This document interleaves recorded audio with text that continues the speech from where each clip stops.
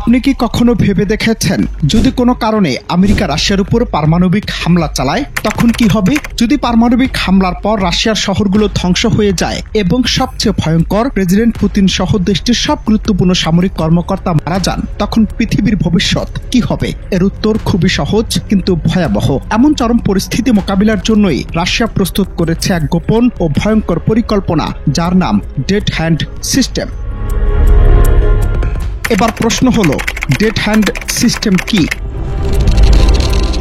Dead hand system আসলে 1 লক্ষেরও বেশি কম্পিউটার নিয়ন্ত্রিত সেন্সরের একটি সতর্ক প্রহরী জাল। এই সিস্টেমটি রাশিয়ার সর্বোচ্চ নেতাদের মৃত্যু নিশ্চিত হলে স্বয়ংক্রিয়ভাবে পাল্টা আক্রমণ শুরু করতে পারে। সিস্টেমটি সাধারণত নিষ্ক্রিয় থাকে, তবে সংকটের সময় এটিকে সক্রিয় করা হয়। একবার সক্রিয় হলে এটি পারমাণবিক বিকিরণ, তীব্র কম্পন, বায়ুচাপ বা তাপমাত্রা পরিবর্তনের মতো যে কোনো পারমাণবিক হামলার সিগন্যাল পাওয়ার জন্য সর্বদা পর্যবেক্ষণ করতে থাকে।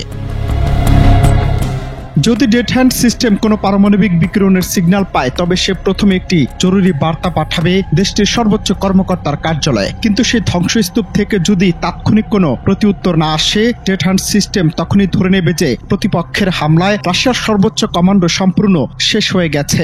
আর ঠিক সেই মুহূর্ত থেকে শুরু হবে ইতিহাসের সবচেয়ে ভয়াবহ অগ্নি খেলা। কোনো মানুষের নির্দেশ ছাড়াই এই সিস্টেম আক্রমণকারী দেশের দিকে রাশিয়ার হাতে থাকা 5000-এরও বেশি পারমাণবিক ক্ষেপণাস্ত্র নিক্ষেপের নির্দেশ দিবে।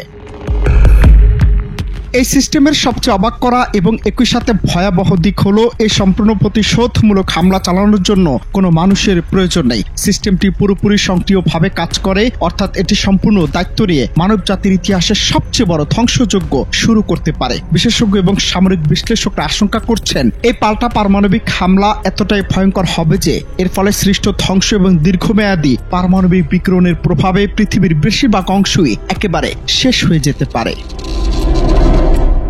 রাশিয়ার ডেড হ্যান্ড সিস্টেমটি কেবল একটি সামরিক প্রযুক্তি নয়, এটি হলো পারস্পরিক নিশ্চিত ধ্বংস নীতির চূড়ান্ত রূপ।